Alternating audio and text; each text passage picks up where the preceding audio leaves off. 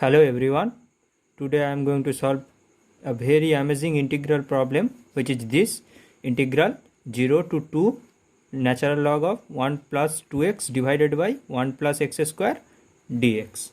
Okay, so first try the problem first and then come back to the solution. Now, what integration technique should we adopt? You already familiar with this similar kind of integral, that is 0 to 1 natural log of 1 plus x divided by 1 plus x square dx. You know this integral. The result of this integral is pi by 8 natural log to the base e 2. Natural log means base e. Okay, log 2 base e. Now, so you know how to obtain this result. Put x equals to tan theta, okay, and then apply King's rule, means that formula, integral of a to b fx equals to integral of a to b f of a plus b minus x. Okay, so that identity. Okay, now, but how to solve this integral? Similar kind of integral. See the similarity. Here the coefficient of x is 1 and the upper limit is also 1, means that coefficient of x, and here coefficient of x is 2 and the upper limit is 2, means that coefficient of x is the upper limit. Okay, so we will be using Feynman technique or Leibniz rule for differentiation under integration. That technique we will be using to solve this integral. Okay, so let me write that Leibniz rule first.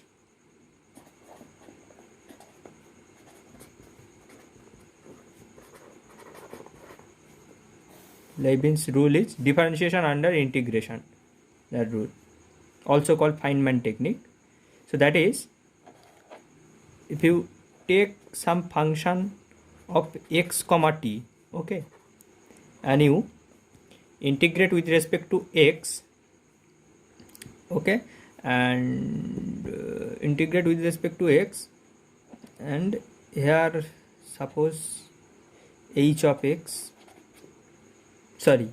t, put limit h of t, put limit, these limits are also function of t,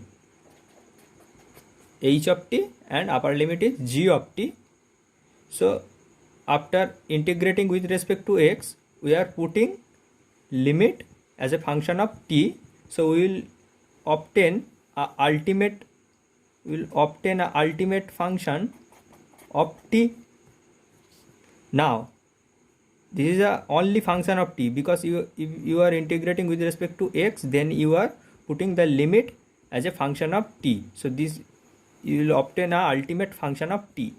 Now you can if you wish, you differentiate that I of t. Okay, so that will be, means ddt of h of t, I of t is h of t, g of t, f of x comma t dx, I of t. I have just replaced I of t as this. So now the formula is that f of here replace x by upper limit first. Okay, now g of t t, and take the derivative of upper limit, so ddt of g of t minus, replace x by lower limit, so f of h of t, and derivative of with respect dh dt. Okay, and then one extra term will appear, which is take this differentiation into the integral sign and convert it into a partial derivative.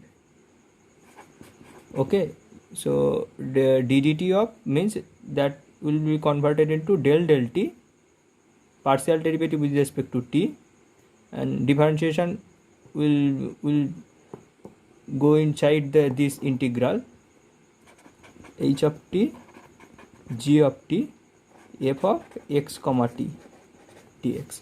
This is our total formula. Okay, these things equals to these three terms. This is the general rule of Leibniz.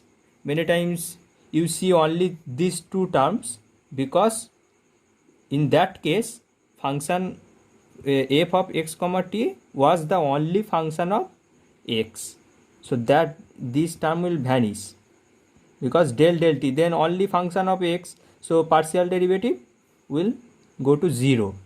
Okay, so then only these two terms will be our final terms in the formula. But this is our total general formula. And another case was that these limits are not a function of t, constant. Okay, if these limits are constant, then these two terms will vanish, only these terms left. We are left with these terms only. This is another case. Two cases possible. One is when f of x comma t is only function of x, then this term will vanish, only this we are left with these two terms. And another case is when these upper and lower limits are not a function of t, then these two terms will vanish, only we are left with these terms. Now come to our original problem. So we will be using this technique. Now come to our original problem. So we take a parameter alpha. Okay, now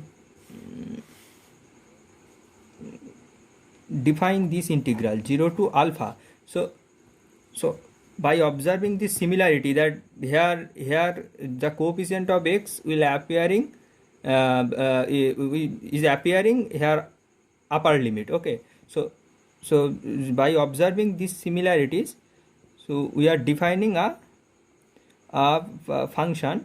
So natural log of 1 plus alpha x 1 plus of x square dx. So see, this is a function of alpha and x, and you are integrating with respect to x and putting the limit as a function of alpha. So ultimate function you will get as a I of alpha. Now, so our required integral is I of 2. I of 2 we have to find, and so I of 0, one initial condition to use this Feynman technique, one initial condition is required. So here I of 0 equals to 0, means 0 to 0 integral, so that will be 0. And also here is log 1, so log 1 means 0, that is okay. Now we defined this integral. Now differentiate with respect to alpha. So I prime of alpha, differentiate with respect to alpha. Now use that upper limit, put that upper limit first here. So natural log of 1 plus alpha square 1 plus here alpha, put alpha in place of x, so alpha square, and derivative with respect to alpha means dd alpha of that upper limit is alpha, that is actually 1. Now the lower limit, if you put lower limit, that log 1 will be 0, and also the derivative of dd alpha of 0, that will be also 0. And the last term is partial derivative. Take that partial derivative of this function with respect to alpha. So 0 to alpha, if you take partial derivative with respect to alpha, then that will be 1 plus of x square 1 plus of alpha x, and here partial derivative with respect to alpha, so x is a constant here. This you obtain. Now do partial fraction to solve this integral. Do partial fraction. So write a divided by 1 plus alpha x plus bx plus c divided by 1 plus of x square equals to x divided by 1 plus of x square multiplied by 1 plus of alpha x. Now equate this thing, equate these two. Okay, a times of so a plus ax square, and here multiply these two, so bx plus of b alpha x square plus c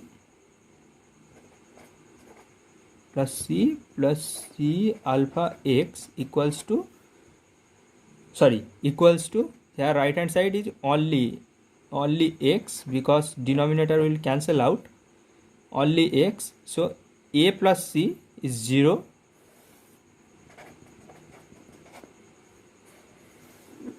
a plus c is 0, and also x square, that is a plus b alpha is also 0. Coefficient of x square is 0, but x, so b plus c alpha equals to 1. So here from these two, a plus c is 0 and a plus b alpha equals to 0. So b alpha must be equals to c, and put that multiply by alpha, so c alpha equals to b alpha square, and put that into this. So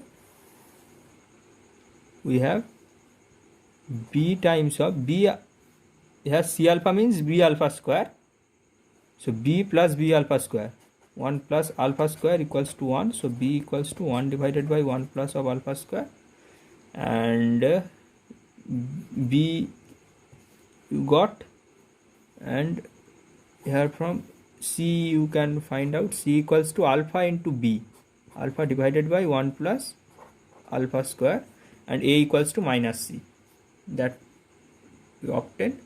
And now let me take this sheet, I prime of alpha. So I prime of alpha equals to ln of 1 plus of alpha square divided by 1 plus of alpha square, and this is plus integral 0 to alpha,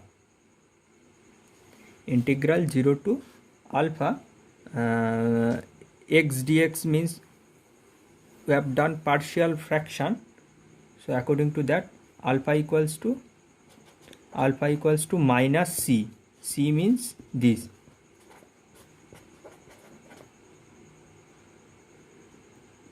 I am writing this first term taking integral. Okay, now alpha times of a means minus c, I have put minus c, and 0 to alpha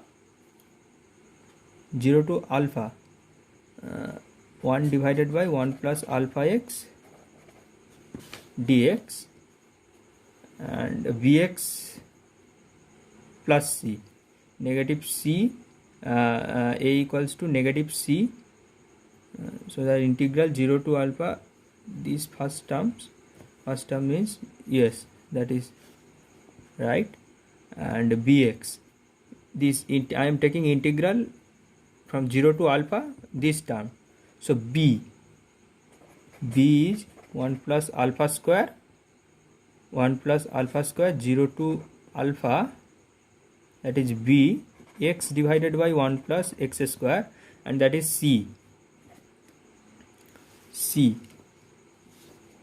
means integral c means also alpha divided by 1 plus of alpha square integral 0 to alpha 1 plus x square dx. I have just written these two in place of x divided by these things, because I have equated these things equals to this partial fraction, so I have just replaced and have put the value of a, b and c, and a, b, c are constant, so I have that taken out that constant outside the integral sign. So that is our final. And now this is a simple integral. Let me check once. B we have obtained 1 plus alpha square, and that is c bx divided by and c times of that. Okay, now a equals to minus c. Okay, everything is right till now. Now I prime of alpha equals to, now you can do the simple integral alpha dx. That is, if you multiply divided this integral, multiply divided by 2, so 2x means 2x, you can write d of 1 plus x square, right? 2x dx, that dx missing. 2x dx, you can write d of 1 plus x square. D of 1 plus x square. D of 1 plus x square is 2x dx. So d of something divided by that thing 1 plus x square. So that is logarithm function. And here also you will get logarithm of, you will get from this integral logarithm of 1 plus alpha x, and if you substitute, so you will get logarithm of 1 plus alpha square divided by 1 plus alpha square, and these things cancel out. Okay, so you are left with these two terms. So half 1 plus of alpha square natural log of 1 plus of alpha square, and plus of alpha divided by 1 plus alpha square tan inverse alpha. Now you integrate this I prime of alpha. So to get I of alpha, because you have to ultimate find this I of alpha, so that you can put alpha equals to 2 and get your answer. That's why you have to find out I of alpha, and I prime of alpha to I of alpha you have to integrate. And if you integrate, so half of integration divided by alpha square natural log of 1 plus alpha square plus of alpha divided by 1 plus alpha square integration tan inverse alpha. Sorry, this is, you cannot take out this alpha divided by 1 plus alpha square outside, because this integration is with respect to d alpha, because that derivative was with respect to alpha. I prime of alpha is di with respect to alpha, derivative with respect to alpha, so you have to integrate with respect to alpha. So you cannot take this as a constant and take that outside from the integral. Okay, so now integrate with this, and now you apply integration by parts on this, and keep this as it is. You will see term will cancel out. So half, and you will get logarithm. So this is our first function. So ln of 1 plus of alpha square, and here also integration constant will be there, and for that integration constant we are required a initial condition, which we know that I of 0 equals to 0. So one initial condition is required to obtain that integration constant, because it is indefinite integration. So this is our first function, and 1 divided by 1 plus alpha square, that is tan inverse alpha, and minus integration